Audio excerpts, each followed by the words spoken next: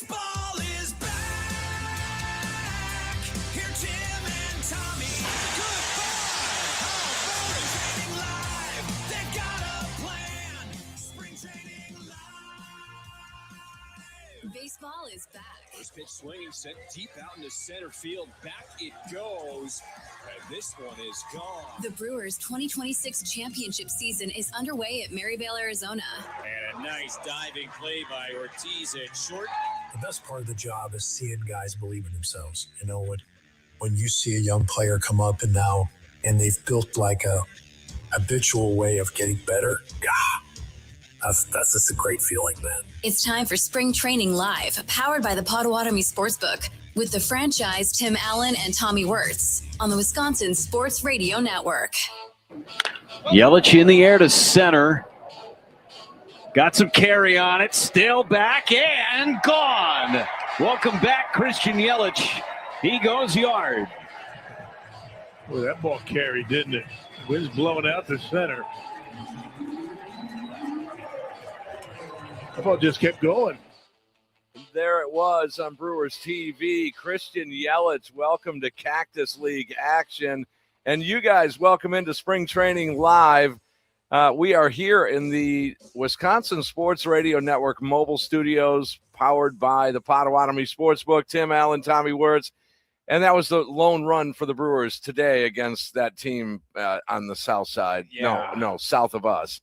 4-1 the final as Chicago takes care of Milwaukee today. Not a whole lot of exciting stuff on the offensive side, but a great day for Yelich, getting on base 3 times today, including that homer you just heard. Had a single right through first and second, and drew a walk in his first at-bat. So not bad for the Cactus League debut of 2026. No slow ramp up for Yelich as he's ready to go.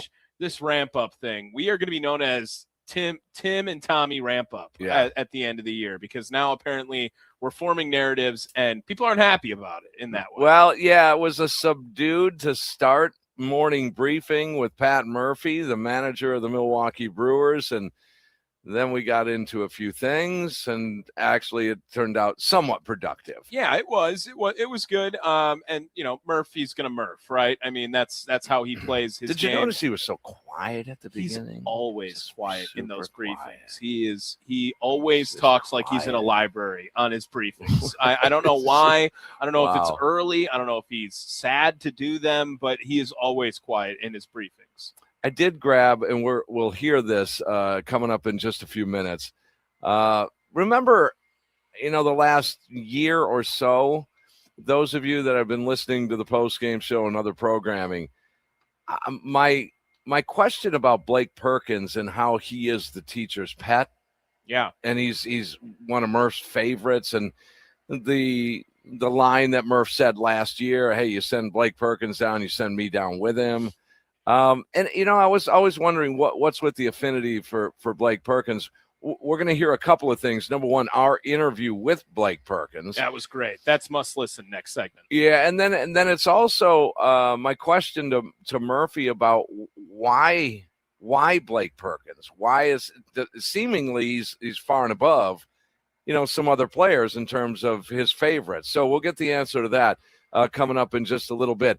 On the pitching side of things today at American Family Fields of Phoenix, it was not bad. No. I didn't think it was bad at all. If you're looking for positives throughout the game, you're not going to look to the offensive side after Christian Yelich, really. Hamilton had a bunt single in there. Gary Sanchez, Jesus Madej, they came up with hits. They just had those 5. Yelich had 2 of them, and then those others Leonard 3. may have had a hit. Oh, Leonard did have one in the 9th. That's right. Yep. Yes.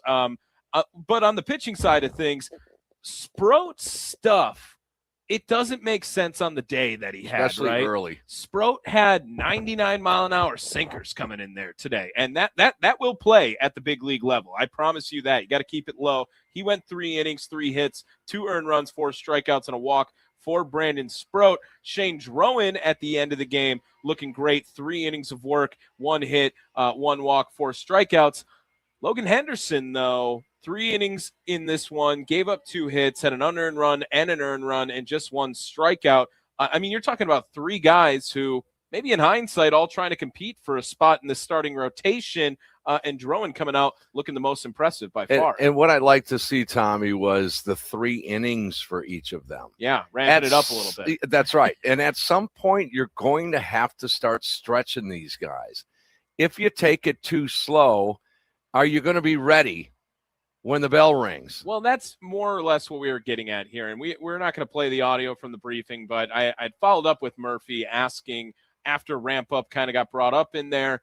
I mean, do you have an itch to get ramped up, right, Murph? Like, are you holding back because it's spring training, knowing that you're just a ball guy and you want to go out and make sure that your guys are ready for opening day, and maybe you feel restricted because of obviously injury news and just making sure that guys are getting some work in during this time. But as a competitor and a baseball manager, like you said it, Tim, winning isn't a bad thing. Usually I told him that, and I don't think he liked it. He did not like that. No, he didn't. This morning when I said, hey, winning is never bad. And the conversation was, these Cactus League games, they don't really matter. And which I understand that mindset too. You're preparing to win? Yes. I guess I get it. I do understand it.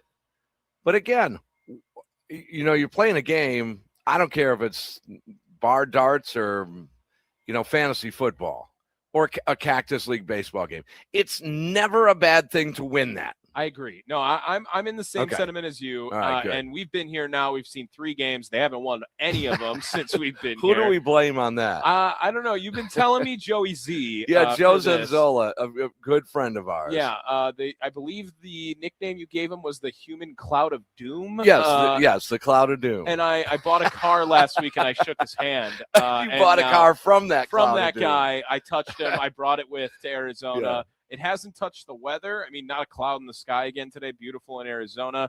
But it has not helped the play of the Milwaukee Brewers since we've been here. He's a great guy, though. He is a really, really great guy. All right, so the pitching side of things, 3 innings for these pitchers, Henderson, Drowan, and the starter, Brandon Sproat. And then you sprinkled around hits, the big offensive weapon today, Christian Yelich, and we touched base with Christian. We're hoping to get at him tomorrow or Friday. All right. He gave me the look. Yeah. The look of, maybe not. Are you the one that called me Sister Christian? You might have been the one that you think I'm going to give you an interview. If he forgot, you have told enough people today now that he's going to know. Do it, so it's going to come back to you. I got a job to do. We're going to have fun. Right. I love the dude. I do, because he's in a Brewers uniform. And you root for the guy as well. I do. And for everyone today, if you didn't notice, Yelich brought back a little bit of a leg kick. Yeah, with his swing, interesting. And people are calling him back, and he's back. He arrived back last year. He had a phenomenal season in 2025. 29 homers, over 100 RBIs. They will take Brewers will take that season out of Christian Yelich absolutely 100 times out of 100 again this year. And when you heard the highlight, you heard Rock say that wind blowing out. Wasn't that windy today, guys? That was 107 off the bat. High and carry. Crushed it. Absolutely crushed it. And when you hit it to center field like that, you got all of it. Christian Yelich got all of it.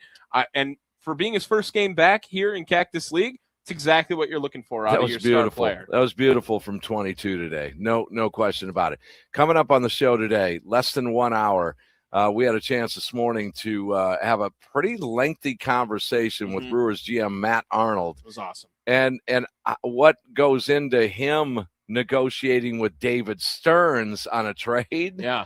He answers that question within that interview. There's some really fun stuff when we talk to Matt Arnold. Brock Wilken, we're going to hear from him. Andrew Vaughn, we promised you that. And we'll get to Blake Perkins here in just a little bit. Now, on the pitching front, I had a feeling that something was being masked, and I don't blame the organization for kind of tuckling this thing under the table. Sure. About Quinn Priester. Woody, I get, take it slow. He's had the injury history. Well, it's and early in camp. Right, there's been so much transparency with the fans already on Brandon Woodruff's injury situation. Yes. But Quinn Priester, we all assumed, hey, it's the process. It's the slow process. Well, the TV broadcast today had a little something on that. Now, you tell me if you should be or we should be concerned about Quinn Priester. Sophia Minert was in the dugout with Brandon Sproat, but also the boys in the booth here, right next to us, Levering, Rotino, and Schroeder, they had Pat Murphy live from the dugout within the game on Brewers TV. Check this out regarding Quinn Priester. Priester, he had that kind of injury last year with his wrist that kind of affected all the way up his arm, affected the way through. He got through the year, but when he started throwing again in December, it isn't coming back the way we think it should. So he gets on the mound, feels good one time, and the next time, it's still bothering him, and it's kind of going up the arm. So it's room for concern, and we've got him on we got 2 or 3 different opinions. We got him on a regimented program and medications to make sure that we rule out everything, and we're hoping that we get good progress on it, and he comes back and throws great. But right now, we're just not going to take any chances. Now, you tell me it's room for concern. I think that was the biggest kind of statement in there. We've gotten 2 or 3 different opinions on it. Yeah. He's feeling it up the arm from the wrist. That's the one that scares me. That's the line. Now those things, you put those all together, and that the prognosis, and I don't want to be negative Nancy here, and I'm wishing the best for Quinn Priester. But I hope now's the time to get it done and get it done right. If whatever you're going to do, whether it's a new regimen, whether it's medication, that was the other thing, medications for this. That's a rare term, medication. I am concerned that it will lead to maybe a short one, but an early season IL stint for Priester, because then they would have the room to bring a guy up of this very stacked and deep rotation that they're trying to figure out what they might have with a couple of these guys, a la Brandon Sproat today, a Logan Henderson being ready for the big leagues on a daily basis, or even a guy like a Shane Drowan, who they have all raved about, and even brought him up again in Matt Arnold when not brought up by one of us. They will have to make a decision on Quinn Priester. And if Woody's not ready for opening day, and they even think a little bit that Priester won't be ready, one of them's going to go on the IL to free up a spot, I think. You want to talk about a young rotation. It is young. Not a lot of service time, but a lot of volume. A lot of volume, and a lot of potential, a lot that you've seen in previous stints, and some good prospect rankings in there as well. I just think that all signs are pointing to Jacob Mizorowski getting the opening day. It seems like that. Yeah. And even yesterday, they can't do an opener, Tim. They cannot do an opener on opening day. That like you said, I feel like you said this earlier on 9 to noon, right, with Rami. I think it's possible, but Murph said it was possible. Didn't opening day starter mean something? It should. Wasn't that like a badge of honor? I believe you used, and I get that. Tarek Skubal is the opening day starter for the Detroit Tigers. They make videos and post them on social media of the reaction to telling guys they are starting on opening day.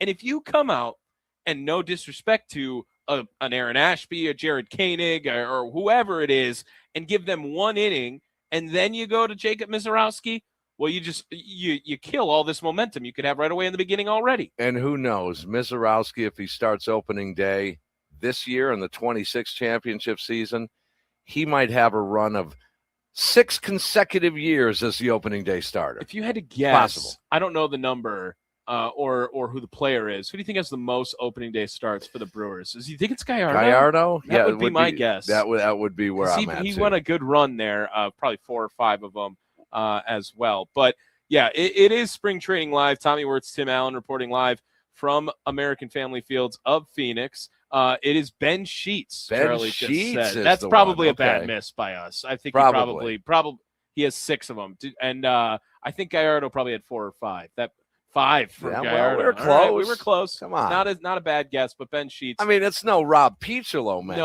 No, it's not a Rob Picholo. We're still searching for our next Picholo. Yeah. Okay. Hey, you saw a couple of jerseys in the park today. Yeah. Eric Lauer. That was my favorite one today, which I found out you were a big fan. I was a big fan. Yeah. I still am. I think he's a decent dude. It seems to me I would think he likes the nightlife. Oh, that was just my guess. Nice. Well, like most of these guys most people probably do. Yeah. Now, volume. Talk about the younger pitchers. I say a young potential rotation here. Either way, with Woody and Priester in the rotation, it still is a young rotation. Yeah, and DL Hall, Robert Gasser, guys that went under the radar a little bit last Ashby, year. Carlos Rodriguez, Logan Henderson, Gasser. I mean, it wasn't but a couple of years ago when people were projecting that Logan Henderson, Gasser would be in the rotation this year. Yeah, and now we're all curious to see this back end.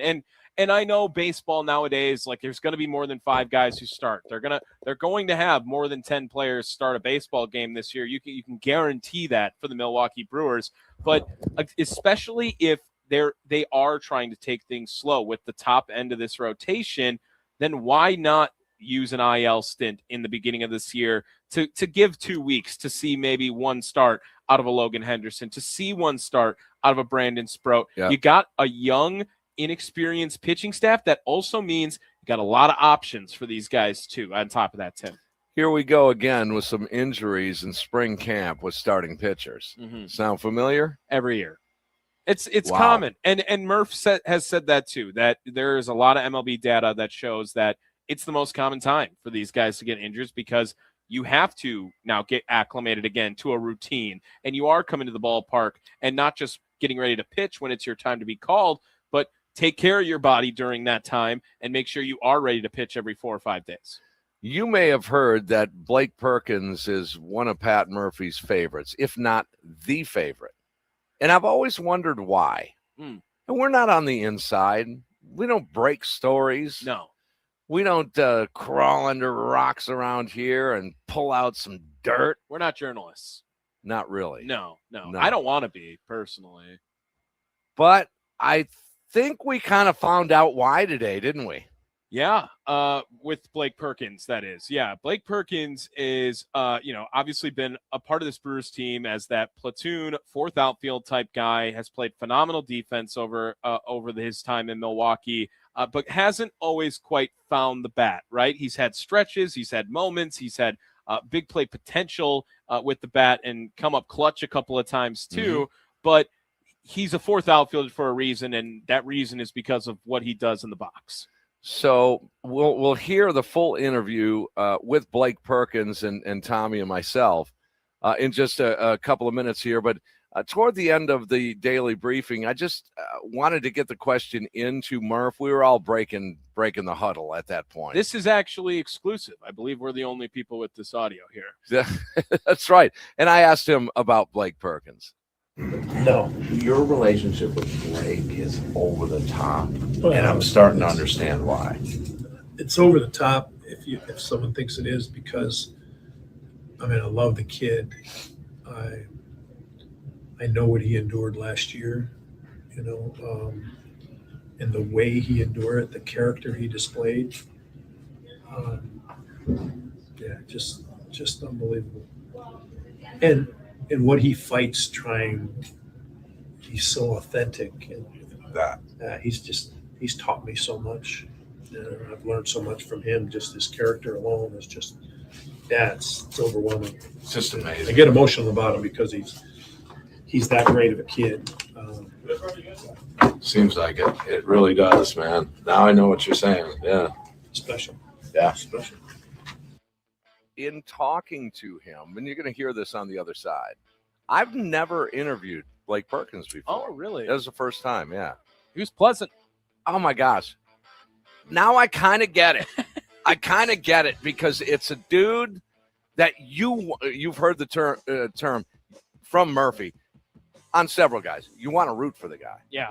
You're rooting for the guy. You want him to be successful, not just because he's on your favorite team, but you want him personally to be successful. That's what I got out of Blake Perkins. Maybe he plays guitar, too, and you can just really go all in on him. Oh, then we can get Awakened Jake. Awakened guitar, Blake? Jake and Blake. Awakened Blake and Awakened Jake. This is a production meeting live during Spring Training Live right here. We'll workshop it on the other side. Oh my goodness. Waking Blake. I don't think he would like that joke. I got to be honest. No? No, I don't think so. Hey, Blake Pretty mellow Perkins, guy. he joined us this morning. We're going to hear that full interview next as we are live here at American Family Fields of Phoenix following a Brewers loss to another Cactus League team, 4-1. They'll get back on the horse tomorrow. They're going to be at Salt River Fields, a talking stick tomorrow against the Rockies, and hopefully get a victory there. We are broadcasting live here in Phoenix, Arizona in the Wisconsin Sports Radio Network mobile studios with help from our friends at the Potawatomi Sportsbook.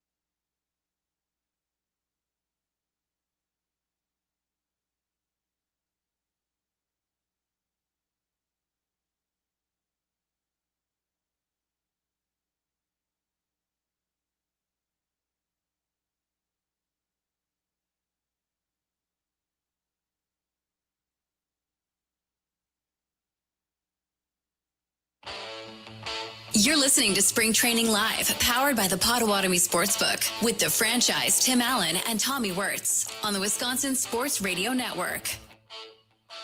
Best Brewers coverage continues this week live in Phoenix, Arizona. Spring Training Live in the Wisconsin Sports Radio Network studios, powered by the Potawatomi Sportsbook. Brewers fall today. Yelich, the big story, though, I think, offensively. And then on the mound side of things, 3-pack of pitchers, each went 3 innings, and decent success in this ball game here. A lot to take away on the positive side for the pitchers on the Brewers. It did have 1 error in this game. Some of the comments here, Pat Murphy commenting on Shane Drowan per Kurt Hogue of the Milwaukee Journal-Sentinel in his post-game brief with the media. You look at the stuff, you look at the composure. I think you'll see this year at some point. Agreed. Yeah. And I think we told him that too. Yeah. We'll see him this year. We'll see him. And like I said, it maybe sooner than later with some of this news about Quinn Priester. Could be. The outfield situation, Akil Baddoo, Blake Perkins, Jake Bowers. I'm talking about the depth of the outfield because I think everyone believes that's, Jackson Churio in left. It'll be Garrett Mitchell in center and Sal Frelick in right. How many games will we see Yelich in the outfield? 6, 8. that low, you think? I think so. Just a couple of late innings, swap him in there or something. Although with the advent of Gary Sanchez, if he makes the team, you've got a DH spot to take care of between Bowers and Vaughn. And Sanchez, if he's performing, like that's you right. said. So maybe more than just 8 or 10 games. It may creep up there into the teens. It depends because you want Yelich to have a good back. Well, and defensively, he's probably the worst outfielder out of all of them, with all the ones we named. Yeah, and maybe more than Jake. Might have more than that. Might have a little on Jake. So those are the game highlights, and let's get to one of our interviews here. The aforementioned Blake Perkins early this morning. He spent quite a bit of time with us, and it was an enjoyable conversation with the Brewers outfielder. Brewers Clubhouse at American Family Fields of Phoenix. Tim Allen, Tommy Wirtz with outfielder Blake Perkins. Blake, thanks for the time, man. Everything good? Everything's wonderful, man. I appreciate you having me on. Yeah, absolutely. Happy to talk with you. Yeah, absolutely. All right. So big part of this team and its success is you and your roles that you play. Really versatile. They really like the versatility, the defense, obviously. What are some of the things you're working on heading into this campaign? For me, it's kind of trying to redefine myself at the plate, right? Become a little bit more aggressive, put the ball in play more, because that's my game, right? My game is get on base, create some havoc. I know I can be an impact player offensively, so kind of just trying to hone in, take advice from the people around me, try some new things out this spring, and that's kind of it. It's kind of just like a mindset shift for me. Yeah, and you said the words wreaking havoc, right? And I think the base paths immediately. How fun is it to have like that freedom? Does it feel like freedom to make some of those decisions when you're playing with this ball club? Yeah, it's freedom, it's responsibility though as well. Having the ability to do whatever not whatever, but to be able to do things that we want to do is great, but it's a responsibility as well, to do our homework, to make sure we're locked in on just the basics of our game. So it's really cool. And I enjoy being around. And when you say homework, like what goes into like studying base running for, different pitching windups, releases, lefty, righty? What's some of the homework you do when you're talking about base running? Definitely looking at the starting pitchers that we're facing, any tendencies. I think always playing to our strengths or my strengths as a base runner is the important thing. And knowing the game, I think doing homework also just is watching video of myself, making sure that my leads look good, that my secondaries are on time, and seeing what I can do to improve those things as well. Do you, I've always wondered this, and a lot of Brewer fans call the post-game show, and they wonder, why is he running in that situation?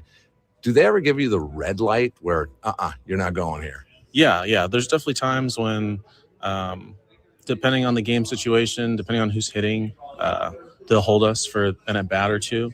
Doesn't happen all the time, but yes, for sure. Okay. All right. And so you've been a big part of this success. And I got to ask you, you've been involved in walk-offs. You've robbed a bunch of homers. You had American Family Field going crazy in Milwaukee, and we're all celebrating. I mean, explain to fans emotionally what goes on when you have huge success. It's just, man, it's a dream come true for a guy like me, because we all, like you, wanted to be a big leaguer. But then you have success in a big moment, man. That's got to be cool. It's an incredible feeling, especially to do it at an American Family Field at home. Having the Milwaukee faithful behind your back is it's a really special feeling. You're right. It's kind of like everything you've done, all the work you've put in, coming into a point where it's successful. You're coming through for your team in a big moment. And for me, it's almost hard to have words to explain it. It's awesome.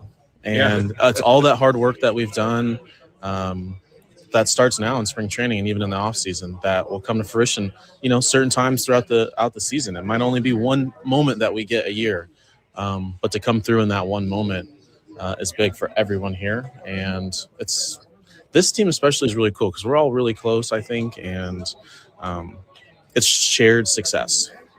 Blake Perkins joining us here on the Wisconsin Sports Radio Network. Do you guys ever have any sort of competition defensively? Like, I got this guy at the plate, or I robbed this homer. Is it a little competitive defensively on this team? Because it feels like the Brewers organization, especially, takes it more seriously maybe than some other teams.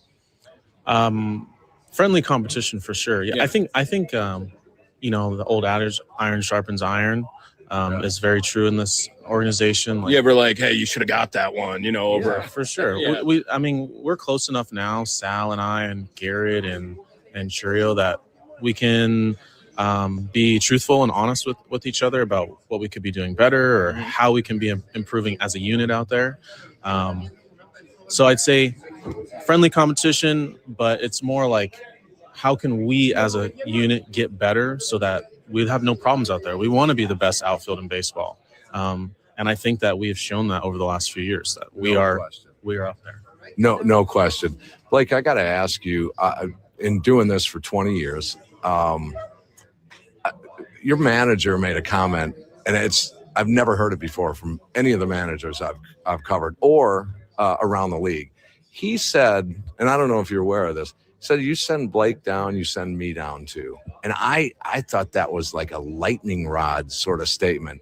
That dude's got your back. Yeah, man. I think I did hear him say that last year, and I think he's told me something along those lines. And the amount of confidence that puts in me that I can make mistakes and I can try and be better, and he's going to stick with me, and that I have this opportunity to do what I can to help this squad out and to help my teammates as well. I think that's a big thing for me, is being the best teammate I can be in the end, best man I can be for the guys around me. Sure. And Pat Murphy has instilled that confidence in me as well. When you're envisioning 2026, Blake Perkins, what's the first thing that comes to mind? I want a Gold Glove, man. Okay. That's the biggest thing for me. I want a Gold Glove. That's like the most selfish award that I want for myself. Okay. I think that makes us better as a whole. If we can be winning Gold Gloves, that's obviously a good thing. But for me personally, that's the biggest thing. For the team, I just want to be able to. I want to win a World Series, man. We all do. Mm-hmm. Last year was so emotional and so high for us, and it didn't end the way we wanted to, obviously. Mm-hmm. That's the biggest thing for me, is how can we take what we learned last year and keep it rolling into this year. That experience that we got, I think, is crucial. So that's it, man. Ball in play. How about this? Let the ball get deeper in the zone, go the other way. I always love that, yeah. You got to be able to use the whole field, right? That's right. Yeah. That's right. And then wheels and go. Get on base however I can, man. That's my game. I got to really hammer that in and not get too outside of who I am as a player. if that makes sense. We're all part of a body. This team's a body, and we're all our own parts, and we got to do our job to make this thing run well. Awesome conversation, but yeah. Take the run as long as you guys can do it. Another division title would be amazing. Got a lot of fans on your side, a lot of Brewer fans. Obviously, you see the attendance, but we want to wish you good luck and big time success this year. Well, thank you guys. I appreciate you having me, and go Brewers. I think I wanted to give him a hug. Yeah, that was it. What would he have done? Of security? anyone that we've talked to, the most likely to hug you back, He probably would have. yeah, or other than Jake. Jake would have hugged you. Or Murph. No, he would not have hugged you. No. He's hugged me before. Kidney shot from Murph. He sure. has hugged me though. He has. Oh yeah. I can't imagine him hugging anyone at all. Was one of those like you're probably hugging too hard type of hugs. Is that better than hugging too soft? Still healing up on the two cracked ribs. Oh, God. I mean, my ribs were busted. Maybe you just balsa weren't wood. in hugging shape. That could have been it. Just like cracking balsa wood. All right, we'll take a break here. Andrew Vaughn, a big part of the success late last year, and obviously written in to be part of the success in the 26th championship season. We had a chance to spend a few minutes with the Brewers' first baseman. We'll hear that next as we move along. Spring training live here. There's Tommy Wirtz, Tim Allen, Wisconsin Sports Radio Network mobile studios powered by the Potawatomi Sportsbook. Talking Brewers baseball. It's the best Brewers coverage here. Spring training live.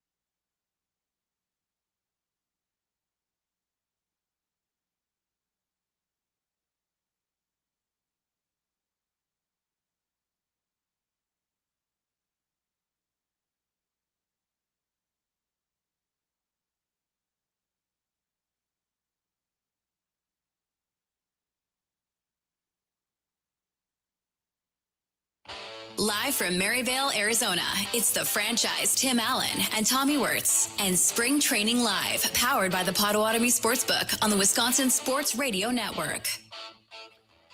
We are mere minutes away from our conversation with Brewers GM Matt Arnold, and he spent quite some time with us, covered a lot of ground on that. So stick around. Just in a couple of minutes, we'll get that to you. We're live here in Phoenix, Arizona at American Family Fields of Phoenix after the Brewers fell 4-1 today. But getting the latest on the Brewers, getting the best Brewers coverage, you've got it here. You can find it where, Tommy Wirtz? Wherever you get your podcast, Best Brewers coverage at Spotify, Google, Apple Podcasts. Of course, every show you listen to, you can also watch youtube.com/@. Make sure you put the @ symbol, youtube.com/@ WI Sports Radio. Let's get into our conversation with the Brewers' first baseman, Andrew Vaughn. American Family Fields of Phoenix, Tim Allen, Tommy Wirtz. We are Spring Training Live 2026, and when I started this thing back in 2006, that means I'm old, Andrew Vaughn. What's going on? Nice to meet you. Doing good. Good to meet you. All right, so take me back to, I know it's a story that has been told a million times, but take me back to a little bit past when you came over, when you knew it was clicking for you, when you were kind of, as they say, in the zone, man, because you were something electric. But when did you realize that, dude, I got something going here? I think it was when I got to Nashville, working with the hitting coaches down there, just getting myself right, just building that confidence back and, just going back to being myself in the box. And how excited are you now where you have a full offseason with this club? Now you get to go hit the ground running right away in March in 2026 with the Brewers. Yeah, I'm excited. We had a great group last year. We're running it back this year, pretty much the same group, minus a few guys, add a few guys. We're all excited. Andrew, one of the things that I've said on the air many, many times here, and Pat Murphy has just a way with you guys, and it's pretty impressive, and he should be rewarded with that contract he just got. And it was I think everybody was thumbs up with that. But when you came in, he said, if you chase, you're going to sit. And I think there's some refreshing things about that because it's kind of direct. Is that exactly what happened? Yeah, he's going to tell you how it is. His biggest thing, his biggest mission to everybody that's on the offensive side is swinging strikes, take balls, find a way to first base. And how did you take that, though? Because that's rare that a manager would just direct shoot you between the eyes. Yeah, you take it for what it is. He's the guy. You want to follow behind him. You want to play for him. He's going to tell you how it is, and, you get to work. Andrew Vaughn joining us here on the Wisconsin Sports Radio Network. Would you say that's how you respond best as a player, just straight shooter, direct, and a manager like Murphy really benefits your kind of style and game? Yeah, definitely. He's going to tell you how it is. I think that's important, and, not beating around the bush. He's just going to tell you to your face and go get to work on it. And when things are going well versus going wrong, Murph stays consistent throughout that process? Every day he's the same guy. So I can tell you this because I'm a fan, all right? I hate the Cubs. Oh, my God, I hate that team. Now, they're fans I got no problem with. They're players personally. I fully respect, totally. You guys are human beings. But you got into that series. How was that? How electric was the atmosphere when you guys faced the Cubs in the divisional? No, it was unbelievable. The place was rocking. Both sides too. Cubs fans drove up. We had our hometown faithfuls, and I think it was special. And now, having some of that experience, is there anything that you're taking from the playoffs, postseason specifically, that you think you can benefit from early in a season heading into 26? Yeah, I feel like the playoffs is what we all strive for. Mm-hmm. As individuals, as a team, like you want to get to the playoffs, you want to get to the World Series, you want to win it. That's just in our blood, and it's something once you get a taste of it, you want more of it. And what kind of interaction have you had with the fans in your short time here? The fans have been amazing. They show up for us every day. They're loud, they're proud, they love their sports, and, we're out there trying to put on a show for them. But we also like to put numbers on you guys, and I know you guys don't. You probably don't put numbers on. You just want to stay healthy, and we wish that for you as well. But 3,100 season. I mean, is there a stat that you kind of look at? Because I'm a batting average guy, maybe old school. You can call me old. Is there a number that you kind of look at, or is it just let it play out? Just let it play. See how many wins we can get as a team. That's all that matters. If I feel like if we're playing winning baseball, everybody's going to be, contributing, putting up numbers. So I think it just happens naturally. What's something you're working on this spring? Something you're really getting ready for, really excited about heading into the beginning of the year? I know it can drag a little bit sometimes in March. Yeah, just focus on every day, trying to get, that 1% better, whether it's on defense, hitting, throwing, agility, anything, just trying to get better. Well, your defense was so much better than advertised, and I don't, whether it was media members down in Chicago or whatever, they had said that, maybe a little sketch on defense. Your defense was actually pretty good last year. Yeah, getting with Matty Erickson, I mean, he said it the best. I mean, all you got to do on defense is care. I think that's a big thing. You just got to care. Try to make the plays for your pitchers and, at first base, help your infielders out if they make a errant throw. Is that something that you see with Milwaukee in this clubhouse specifically, that they just seem to care a whole lot more on defense? I think everybody in here cares about everything. Okay. The group's awesome. All right, very good. Get the ball first, then you can speed up your actions. Is that good advice on defense? Catch the ball. Catch the ball. Catch the ball. Get the ball, and then you can do whatever the hell you want, right? Yeah. Andrew Vaughn, thanks, man. Thanks, guys. Yeah, there he is, Andrew Vaughn. And, Tommy Wirtz, what if I told you that Jake Bauers, fully healthy this year, only got about 100 plate appearances? That would mean what? That would mean Vaughn's having a great year. Exactly. And I understand that. I know as the Jake Bauers guy here that I would love to see him succeed. I'm not rooting against Andrew Vaughn by any means. I mean, he was electric all last season from the beginning. I mean, we just looked it up before we got in this morning, and he was a 308 batting average guy. He hit 9 homers, hit homers in the playoffs too against the Cubs. I mean, you needed Andrew Vaughn when he got there on July 7th. He was a stud the entire time. There was a direct correlation of him and Brandon Woodruff coming back on the exact same time frame, and the Brewers going on those big runs and ultimately winning the most consecutive games in franchise history and the most in a regular season as well last year. That home run he hit against the Cubs. Oh man. Electric. That was the most emotion we've seen out of Andrew Vaughn. He had his tongue out round in the second base. I mean, he was fired up, and it was a necessity to tie. Did it tie the game? Right? I think it tied the game. Yeah, because it was the 3-3 at that point. And you needed Andrew Vaughn last year, and you need him again this year. He made a lot of money avoiding any arbitration talk, getting the $7.5 million. Andrew Vaughn's going to have to play a big part in 2026 as well. He is, and a lot of people are not buying it. They need to see more from Andrew Vaughn than just a half a season, because you mentioned the numbers in Milwaukee.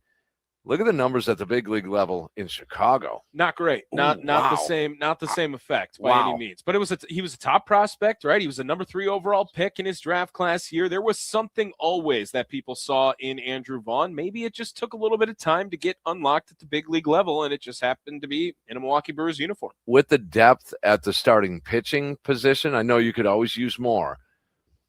But did the Brewers, or do the Brewers right now, miss Aaron Savali? No. Versus having Andrew Vaughn. No. Aaron Savali should be sent thank you basket, nice spread. So far. Maybe a charcuterie board. Yep. Whatever so far. it is, just for his time so far. And why not take a chance on another year with Andrew Vaughn after the phenomenal second half he had last season? Okay, as I said, a few minutes away from our conversation with Brewers GM Matt Arnold.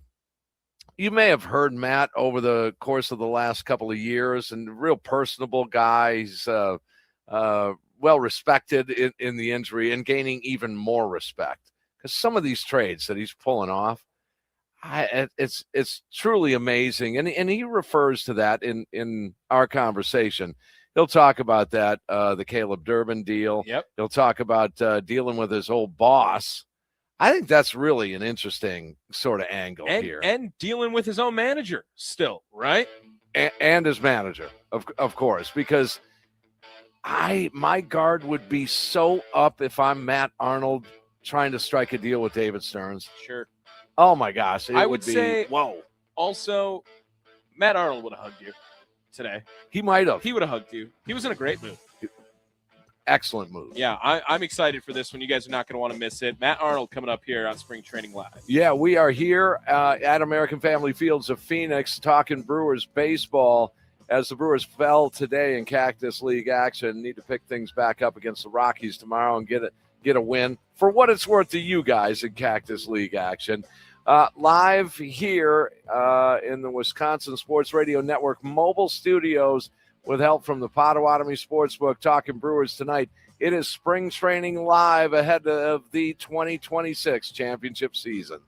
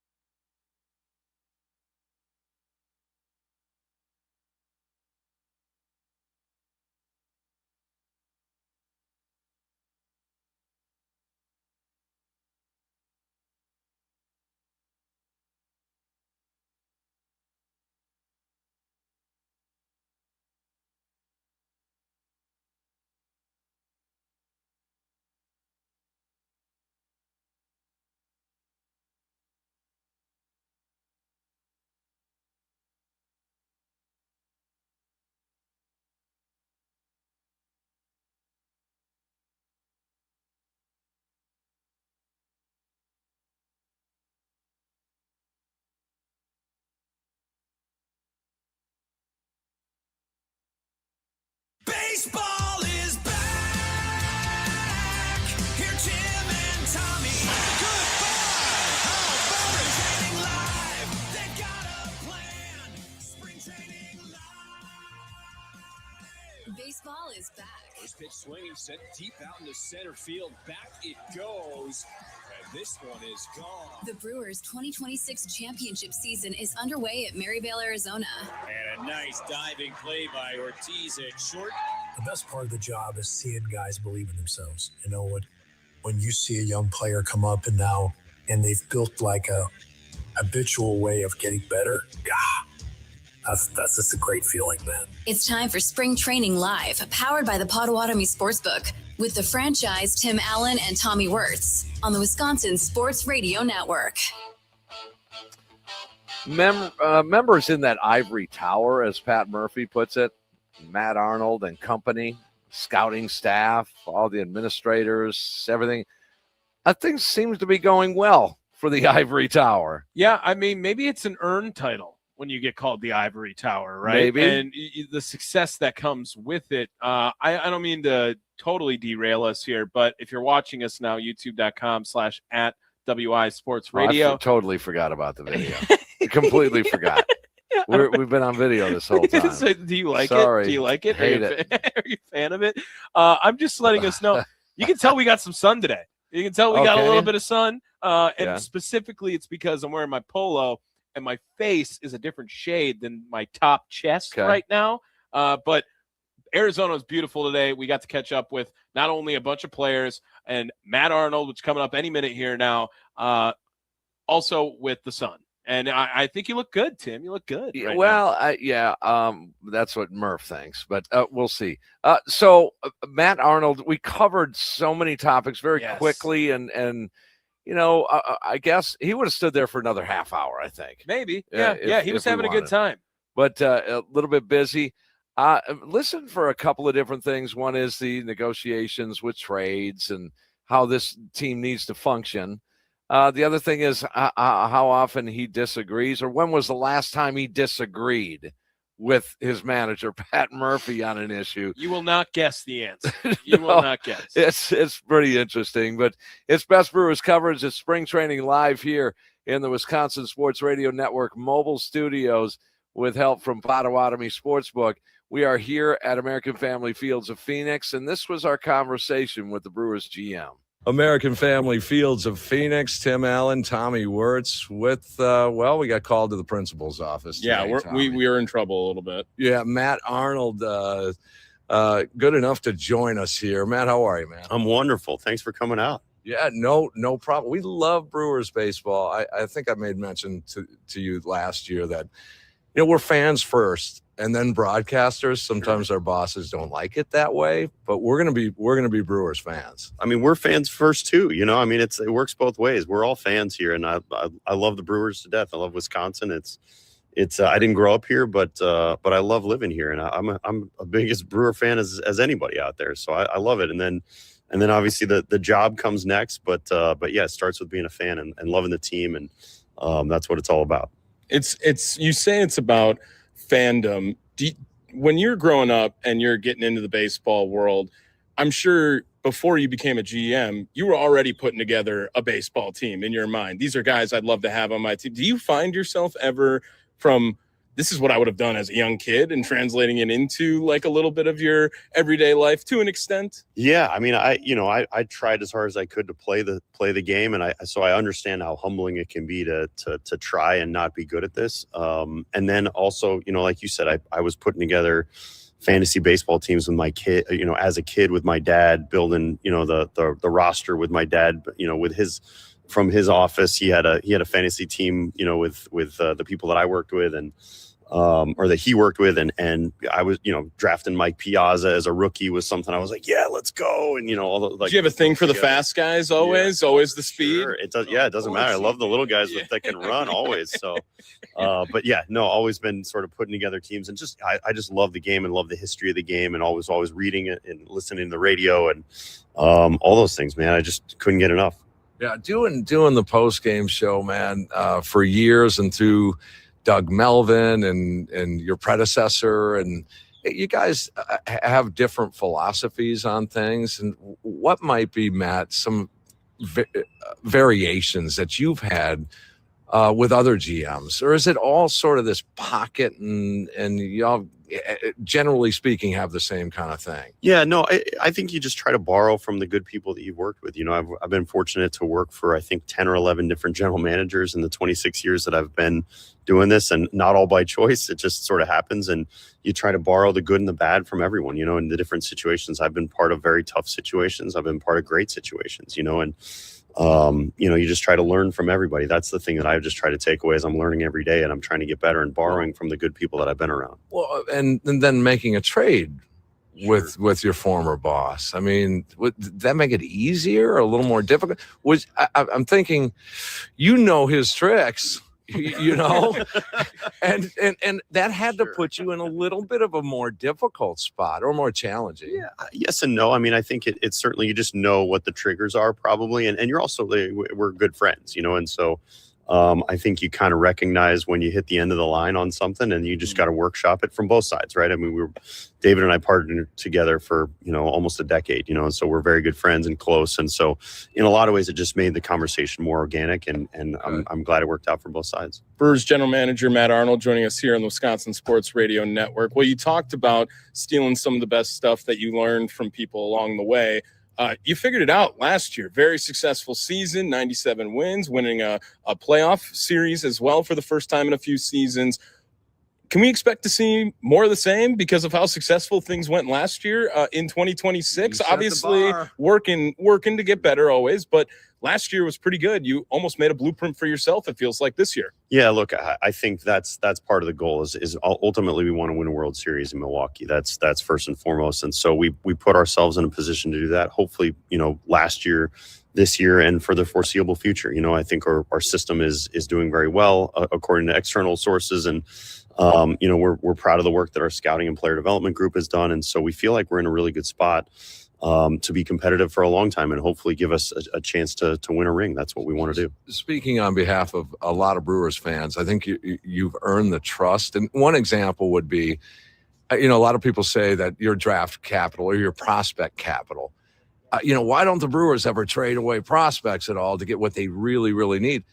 In all honesty, you did it last April with Yoferi Rodriguez for Quinn Priester, and that worked out just dandy. Sure. Yeah. I mean, look, we want to stay nimble, you know, in both directions. We want to have a good pipeline of players. You know, that's super important to us. At the same time, like you said, we're happy to deal when the opportunity presents itself, and to access somebody like Quinn Priester and what he did last year was great, you know, and he's been unbelievable. And, you know, again, those are the types of things when you're dealing from a position of strength, and hopefully our system it continues to remain strong. It just gives us more chances to do that. Yeah. One of those trades on full display yesterday from this past offseason, Kyle Harrison. I mean, very impressive stuff. What he did against Great Britain yesterday. What are some traits that you saw that makes you excited to make a trade like that this offseason? Yeah, look, I mean, anytime you trade somebody like Caleb Durbin, it's tough. He meant a lot to our franchise, and what he did last year, especially in the playoffs, I mean, he was great. And so at the same time, to access somebody like Harrison, Drohan as well, and David Hamilton, you know, the dynamic athlete that he is, the combination of that for us really felt like it was the right thing to do. And when you think about it, and zooming out a little bit on the Freddie Peralta trade, being able to access guys like Sproat and Jet Williams, you know, those are guys that, and we'll see Sproat today against the Cubs. You know, it's exciting when you look at the guys like Harrison and Sproat, Drohan, et cetera, to be that next line of good pitchers going forward. And how collaborative is a decision like that? I know it can't just be all authoritarian. Matt wants to make this guy happen, so it's going to happen. But like, how reliant are you on a lot of different departments to make a trade like that? Yeah, super. I want to make sure I talk to Murph. I talk to our coaches. I talk to our staff, our scouts, everybody that's involved. I think that's really important because that's why they're here. You know, they're the experts in those different fields. And I want to make sure I tap into as many voices as I can when making a decision like that. You're not done yet this spring, right? We're never done. No, we're always. Oh, so you're going to break some news for us. I mean, happy to. If you got anything you want to brainstorm on, I'm open. Yeah, let's do it. Okay. Well, any breaking news? He just said you give us Dave's. You give us Stern's number. We'll start the conversation. You should call him, actually. He's that good, though. Matt Arnold just broke the news. Yeah, he made yeah. another trade announcement tonight on Spring Training Well, Live. and Matt, like you say, you're never done. A great example also last year, what Andrew Vaughn meant for the team as well. What's the difference between off-season negotiations and in-season negotiations? I think we just need to rename it because it's not the off season. We're never off. I think like we're always on. And for the most part, I mean, there's just it's Christmas morning, it's New Year's Day, right? There's just not a lot of off days for us, and that's great. I think we love it, and but there's very little downtime with what we do, and we love that because it's something that we want to try to pour our hearts into to try to put a good team on the field, and so we're always looking to get better, no matter what time of year it is. Super quick here. We'll get to the fans here in just a second, but I'm a big fan for whatever reason of Coleman Crow. So can you dig a little bit deeper into your prospects? We all know the Madeys and the Peñas and Wilkins and guys like that, but is there a guy a little bit deeper into the system that you want to give Brewer fans a heads up about? Wow. I mean, we could be here for a while on that one. I mean, I'll talk about Coleman Crow. I mean, really a guy who's battled some injuries, but honestly, a guy that can really spin the ball, can pitch, has great ingredients, good extension off the mound. I mean, just really, he's not that big, but he's a really, really good athlete over the rubber and a good pitcher, and so a guy that we're happy to have. And again, when you just talk about stockpiling good arms, he's a guy that could emerge just like we saw with Chad Patrick a year ago. Well, and before we get into the fans, I wanted to get into the manager, Murph, right? We all heard the news from the offseason. Super excited to have him be a part of this organization for as long as he's been and in the future. What's it like for you to have a guy like Murph to help you out? You talked about how you talk with him for a whole bunch of different things to make sure you guys are on the same page, but how easy is he to work with? How helpful is he in what you've done so far with the Brewers? Just talk a little bit about Murph. Yeah, I can't say enough good things about Murph. I mean, we talk every day in the off season and all. I mean, we just talk. There's no off season. We just that's right. That. Thank you. Yes, sir. That's right. We talk all the time, and I love that. He's a great resource for me. He has a very different background than me, which I love and I appreciate. The perspective that he has on the players and what the team needs is really important, and so I want to tap into that all the time. And he's a warrior. He's a guy that you want on the front lines, and I'm thrilled to partner with him. This may have been handed down from Melvin to Stearns to you. It's clear to me, it's crystal clear, Matt, that character as well as talent, and maybe even parallel with the talent, is extremely important for your organization. I don't know if you've ever talked about that directly, certainly not to me, but that character, and again, those are good dudes in that building right there. Yeah, no, it's super important to us, and it's something that's taken me a while to learn. Honestly, is when you do this, and it's not the game is not just played on paper. It's not. They're not robots. These are people, and they're going to be around each other all year, and you have to have the right mix of people to win games. And you can maybe tolerate a certain level of personality if the player's really good, and obviously you want to try to workshop that. And especially in our market, if it's a talented player, we want to try to get the most out of that guy. And I've had situations where you have a cast off from another spot that comes over and you try to get the most out of him because we have a really good coaching group. And so we want to make sure that we're just getting the best out of everybody. And I think, like you said, it's really important to have good people in that room. Okay, now we get to some negative stuff. No, I'm kidding. Sure. When was the last time you and Murph disagreed on a personnel move? This morning, minutes ago. Sure. All right, final thing All for you, time. Matt. It's great. So you do have those debates, of course. Okay. Yeah, that's healthy though. Yeah, we have to have that. Sure, and your interaction with the fans in Milwaukee. Yeah, it's the best. It's the best place I've ever worked. I've been doing this 26 years, and I love the community. I love being a part of it, and we're about beer and brats and cheese and Bob Uecker, and I'm in on all that. So I love it here. That is awesome, Matt Arnold. Thanks for the time, man. Good luck this year. Yeah, appreciate you guys. Thanks for coming out. Okay, there he is, Brewers GM Matt Arnold, in our conversation this morning. I think pretty candid. I enjoy the Murph answer. That I bet he was absolutely 100% honest. That they do have debates about things like that. There's not a lot of people who I think are like Murph, but if I could also define yin and yang in the Brewers organization, it would be Pat Murphy, Matt Arnold on a lot of demeanor, right? And that's not, and they obviously coexist very well together, though, during this and have had a lot of success. But to say that Matt Arnold walks in and says, hey, I'm thinking about going after this guy, Murphy being on the other end of that conversation saying, what are you thinking? Does not surprise me at all. Yeah. I would like to know how candid it is. Like, I don't like it. I think it's pretty direct. It's Murph. Murph's not changing because of Matt Arnold. That's true. Especially now with the new deal, right? Like, he gives his piece, and I bet you that's why Matt loves him.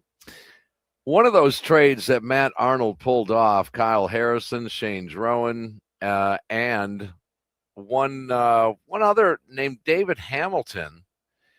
Now, again, this is for Caleb Durbin, Anju Monasterio, Anthony Siegler, and Acampi. Mm-hmm.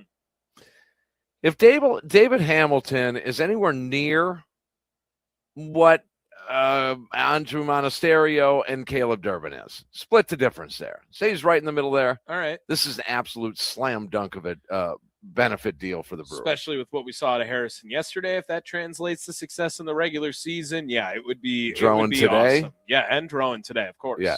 We were getting kicked out of the clubhouse in a good way this morning. We had just a couple of minutes real quick, and we got a chance to catch up with David Hamilton, and it's a short little piece here, but here's the Brewers. I think I started out with guessing third base. American Family Fields of Phoenix in the Brewers clubhouse. Tim Allen, Tommy Wirtz with Brewer versatile guy, David Hamilton. I don't even know what position to put you at, but I'm going to say third base. I mean, yeah, that's fair. I've been playing all over since I got here, third, short, second. Still getting used to third, but, it's been good so far. How's it feel to be the versatile guy, in a utility-esque role, just being called upon whenever they need you? Yeah, I mean, I'm just trying to help the team win, wherever they put me. I'm going to go out there and give it my best. You come full circle. You're back with the Brewers organization. That's kind of cool. Yeah, it is. It's good to be back, seeing some familiar faces, being back here in Phoenix. I love Arizona, so it's good to be back. Yeah, and so your goals for 26, obviously, break camp with the club. We get that, but you have a plate appearance goal. You have a batting average goal. What kind of goals? I mean, obviously trying to hit as high as possible. I don't really have any games played goals. Hopefully I can be on the field as much as possible, but you got to be playing well to be on the field. Hopefully, I'm feeling good right now in spring. Hopefully just keep that rolling into the season and have a good year. Well, let me just fix you up with one goal. If David Hamilton gets 350 at bats or plate appearances, you're doing something right. Exactly. Okay. Yeah. So 350. All right. Okay. One more for you here. Base running. We've heard about it and your speed that plays a part in your game. How would you define it as something that you work on and are trying to separate yourself from the rest? Yeah, I mean, that's definitely my best asset, I guess you'd call it that. Just priority this year is getting on first base, walks, singles. If the doubles and homers come, that's cool. But, I'm just trying to get on base and, use my best asset. Helpful safety tip. You can't steal first. So it's really hard to do that. Yeah. All right, David Hamilton, good luck, man. I have a feeling we'll see a lot of you in 26. Sir, thank you. I appreciate it. Tim Allen, David Hamilton was at third base today for the Crew to start the game. And he didn't steal first base. He bunted for a base hit. And stole second. That's what David Hamilton does. Yeah. Again, if he might be a good Brewer baseball guy. He might. However, if he gets 350 plate appearances, what does that say for Luis Rengifo? Yeah. Yeah. That's a good problem to have. It might be a good problem. All right, Brock Wilken, you're going to be knowing his name in the near future, in the next couple of years, I would imagine. Potential third base again. Hit a ball with an exit velo of 2.8 million miles an hour. We'll get into that after the break here as we continue our spring training live coverage here, best Brewers coverage on the Wisconsin Sports Radio Network mobile studios here with with the Potawatomi Sportsbook. We're live here, an empty now American Family Fields of Phoenix after the Brewers fall 4-1. Yelly a big day. Nice pitching from three different arms today. We'll be back, and we'll hear from Brock Wilken on the other side here. Spring Training Live 2026.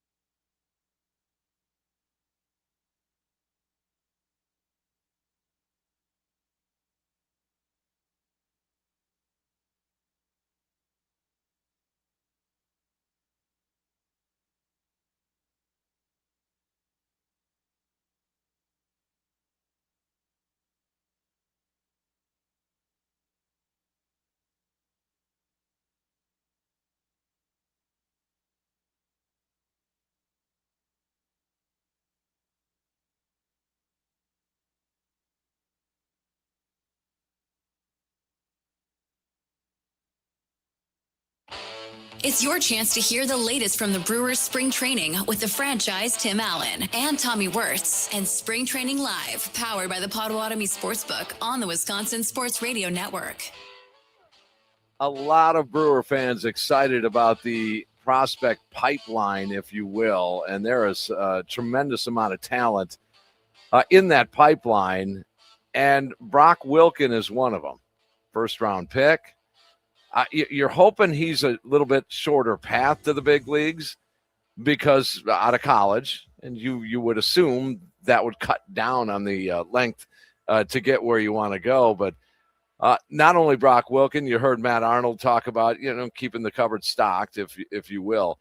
And Brock Wilken is a big part of that. He is, and he's showcased some of it as well. Very powerful guy, strong dude, and at a position of need for this team. We just heard a little bit from David Hamilton talking about the third base position. Brock Wilken, another guy that, hey, if everything goes well this year, maybe a little bit of a fast track back to the big leagues at some point this season. What has derailed him, though, and it's unfortunate, with a couple of, I would say, kind of different type of injuries? Yeah. He's a guy that last year was off to a really good start in the minor leagues and then unfortunately got sidetracked, but now trying to make it up with the big league club again, and maybe has some versatility to move to either side of the corners whenever. And after this year, first base could become a question for the Milwaukee Brewers as well, with both Bowers and Vaughn on just one-year deals. Yeah, absolutely. And so I think a lot of Brewer fans have been saying for years, hey, corner infield, get a slug guy, get a younger dude. This is the guy you want to hear. This would be the guy with some slug, without question. Can he play good enough defense? Does he have the maturity to go for a 550 plate appearance season? I mean, that's all the maturation process. But we had a chance to speak with the former first round pick, Brock Wilken, this morning, and it was a fun conversation. Give this a listen. We are here at American Family Fields of Phoenix inside the Brewers clubhouse with Brewer prospect Brock Wilken. Brock, how are you, man? I'm good. How are you guys? More important, how you are. Everything healthy? Yes, sir. Healthy and ready to go. Okay. Goals this year. I know that your story is getting more and more interesting by the year here. We'll get into that in just a second here, but your goal for 26? Goal for 26, be a big leaguer. Help the team win in any capacity I can, and just be ready to go compete. Have they talked to you about your situation or your plan at all? Not yet. It always just depends on how I play and, how other guys play. So I just got to go out there and compete and worry about what I'm doing and try to go win. With a goal like being a major league ball player, getting up to the bigs, what are some parts of your game that make you feel like that's what the goal should be? I am ready for this. I feel like I've prepared myself in many ways, offensively and defensively, to go compete. So that's what I'm just going to try to do at the end of the day is compete and win at bats, win pitches on defense. Just kind of go out there and play my game and let the rest fall where it goes. And defensively, we've heard a couple of different things. The corners and the infield traditionally. You comfortable at both on at the big league level in your mind? Yeah. I had my first game over the other day at first base and felt pretty comfortable. Obviously, it's very new, but definitely ready to take on that challenge and learn that position. Does it make sense to you that, as an amateur, you were probably better than your peers? You get into high school, probably better than your peers. You get into college, better than your peers. Wouldn't it make sense in your mind that you should be at least a little above your peers at the next level? Yeah, I mean, once you get here, it's a different level. You know what I mean? Everyone is just as good. Everyone throws just as hard, can hit it just as far. So, you don't really know what to expect coming into pro ball. And that was one thing that definitely changed my perspective from pro ball to college for sure. Yeah, because they're all good. Yeah, everyone's just as good for sure. Yeah, you bring up your college career. You had a fantastic one. Congrats on that. And I saw just recently a video of you coming out with a metal bat, swinging it 130. That had to feel amazing. Yeah, it was a good time. Shout out King of Juco, Eric Sam. That was a good time. We had some content planned, and I had an off day, and it was perfectly lined up to go shoot some content with him. And Yeah, 130 with a drop 5. That was pretty crazy. When's the last time you swung a drop 5? A drop 5, dude. Last time I swung a drop 5, I was probably like 12 years old.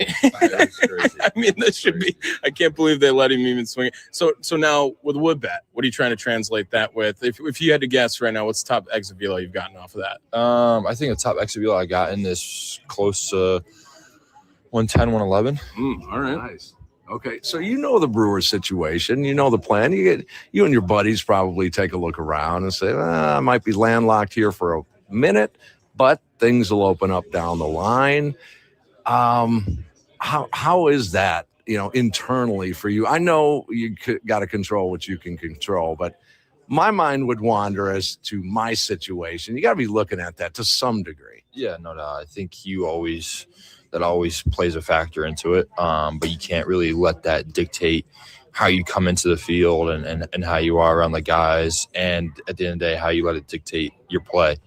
So, it's cliche, but at the end of the day, you just got to kind of worry about yourself and worry about winning. I think those are the two biggest pieces and kind of go from there. Do you look at prospect lists, or is that mainly your buddies shoot you texts or something? No, I don't look at any of that stuff.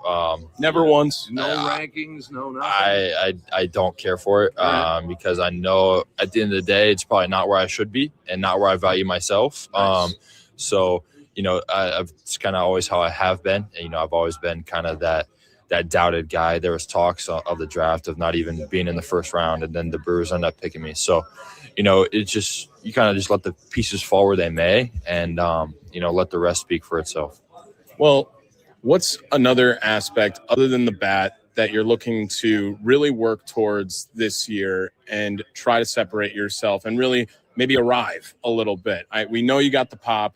We know you can swing it. Where else are you looking? Yeah, just continuing on defense. I feel like I've really grown there over the last couple of years to just, be a really, really good defender over there. My first step, I feel like, is really good. My hands are good. My arm plays over there. So being able to just kind of go out there and just kind of put it all together and have a full, complete, healthy year is what I'm honestly looking the most forward to.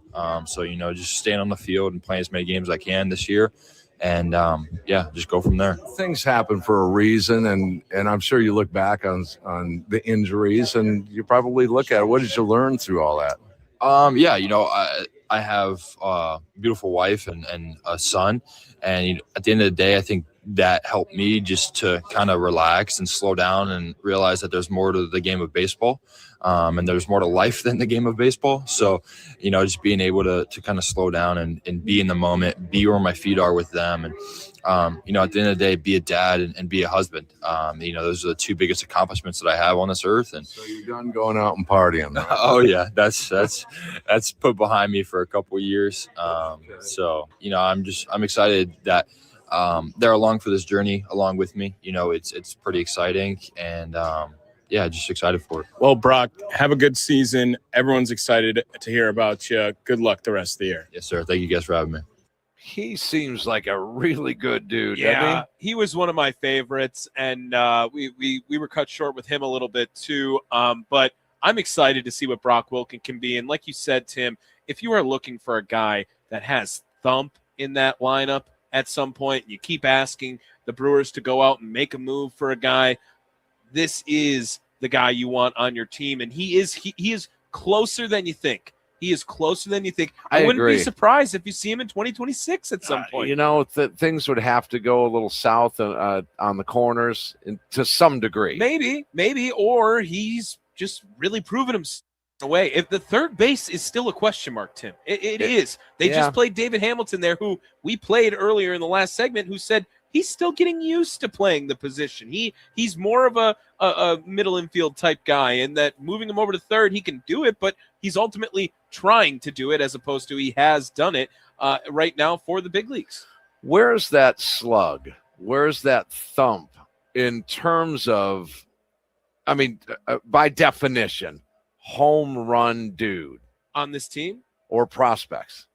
Well, on this team, you would assume they are banking on Yelich from last year to be thump. 30 home runs is thump. No, you raise up from Contreras' numbers from last year. Jackson Churio, And Churio Bryce with a full Turang, healthy season. Renjifo's going to hit a few. I think saying thump when you bring up Bryce Turang, I don't know. I think of just good piece of hitting. He had 2 doubles today in his exhibition, by the way, against the Rockies for Team USA. But and I'm not comparing Brock Wilken to Prince Fielder.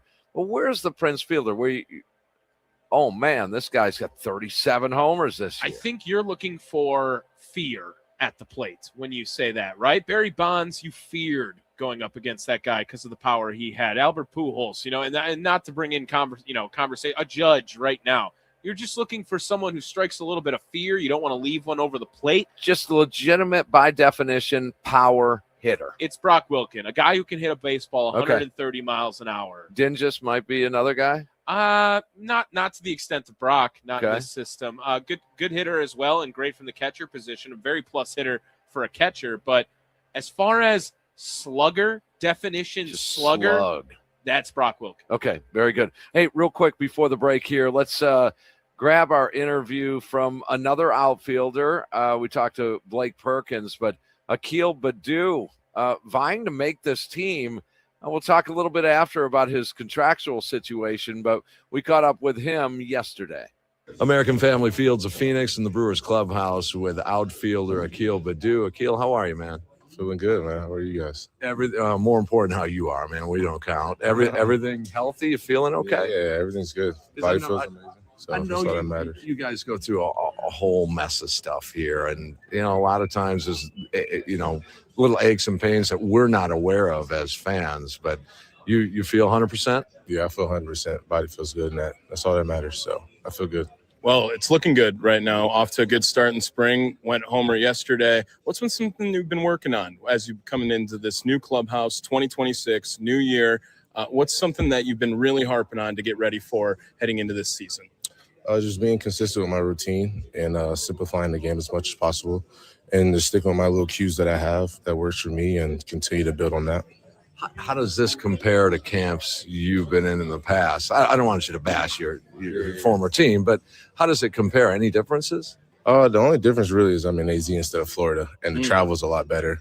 I would say that. But other than that, it's kind of the same structure and everything as far as like as much as you put in a lot of work outside the scenes and you're doing a lot during the games and stuff like that. So just making sure your body's in a good spot every day so you're ready to go for spring. Yeah, just so people are aware of that, here in the Cactus League, man, you get on a bus and maybe 25 minutes later you're at the park.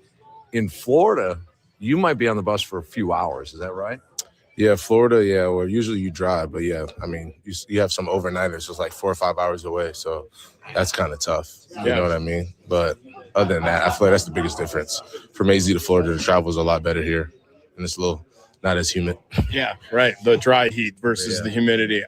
You're everyone knows you're outfielder. What's your comfortability like at all three positions? Great outfield here in Milwaukee, but you've been putting on a fantastic start to your spring, trying to crack into the big leagues here. Where do you feel most comfortable in that outfield? I feel comfortable wherever they want to put me, right? So I can play left field, center field, and right field. So I'm comfortable everywhere. Wherever you need me, I'm ready to go wherever. They love their versatility. I can tell you that, being around here as long as I have. For the fans, what kind of game do you play? What are the fans going to see with Akil Baddoo?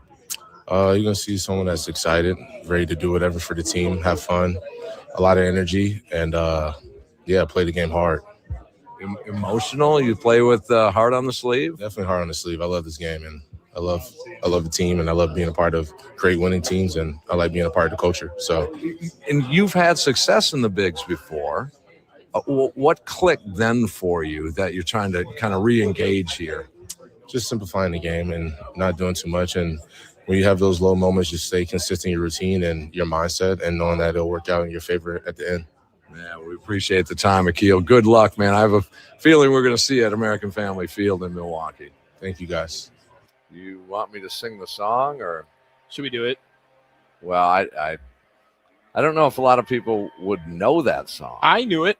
Yeah, you did know it. I knew it. Even with the Generational differences. Venus, Badoo run, We run, met run, him in Badoo the run, clubhouse run. with his heart on his sleeve. Hey, Badoo run, yeah. run, run, Yeah. Badoo run, run. Oh my gosh, he needs to make the big league club just for the memes on that. Speaking of which, if he does, it's $1.25 million on a one-year deal. If he does not make the club, he is still paid more than the major league minimum for the minor league situation.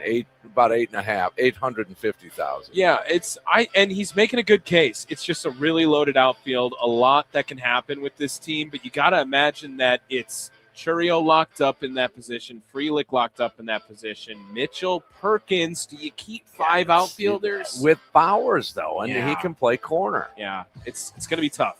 I don't see Bowers playing a lot of outfield, Tommy. I don't. They just need the bat in the lineup somehow. DH first base. Yeah. You're going to trade off there a little bit. But Yelich is going to get the lion's share of that. All right, we'll take our final break here. Stick around. More to come. Best Brewers coverage. Spring training live. Tommy Wirtz, Tim Allen here in the Wisconsin Sports Radio Network mobile studios with help from Potawatomi Sportsbook. They're cleaning up after a Brewers 4-1 loss here at American Family Fields of Phoenix.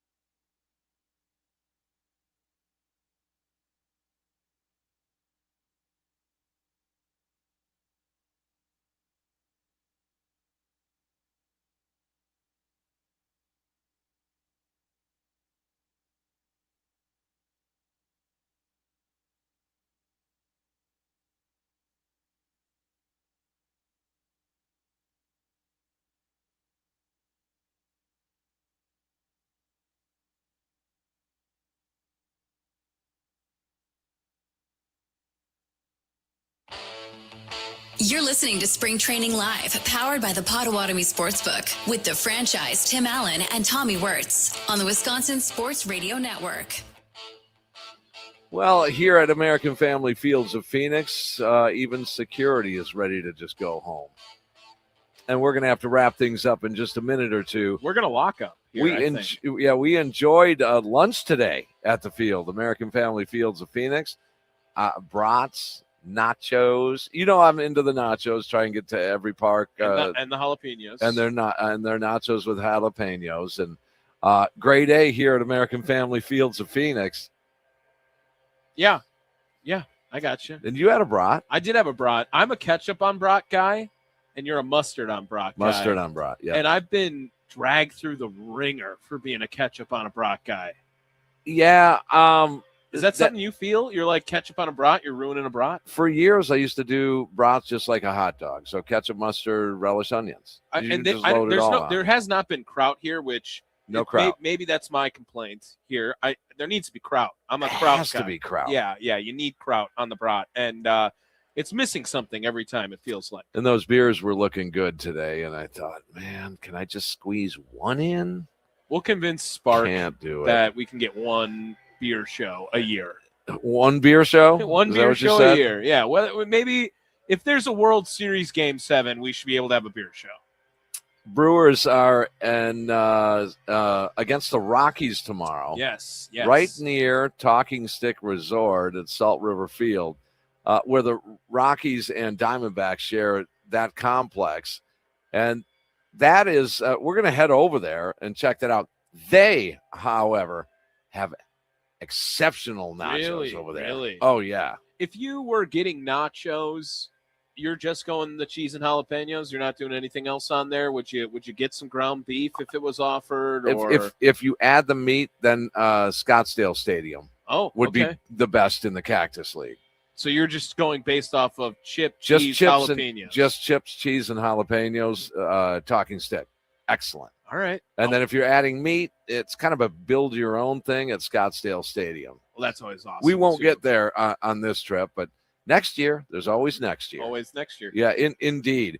We're going to be right back at it tomorrow. Best Brewers coverage as, again, we'll wrap up Brewers and Rockies. They kind of need a win right now. I mean, again, you guys. Just to avoid us being the curse. Oh, okay, but I know I've battled a lot of Brewers fans on a lot of different items, not vehemently, but we've had the debate about, Tim, the Cactus League doesn't matter. It's fine. But again, it would be nice to get a win once in a while. Well, the Cactus League might not matter for the overall team standings, but there are plenty of players here where you can say the Cactus League does matter. I mean, we just heard from Akil Baddoo, a guy like a David Hamilton, these pitchers that went out today. Logan Henderson, you don't think this matters to Logan Henderson to try to compete for a spot this year? Shane Drowan putting up awesome numbers. Kyle Harrison, even just getting some security, maybe not necessarily worried about will he or won't he be a part of the big league club, but specifically how confident will you feel as a fan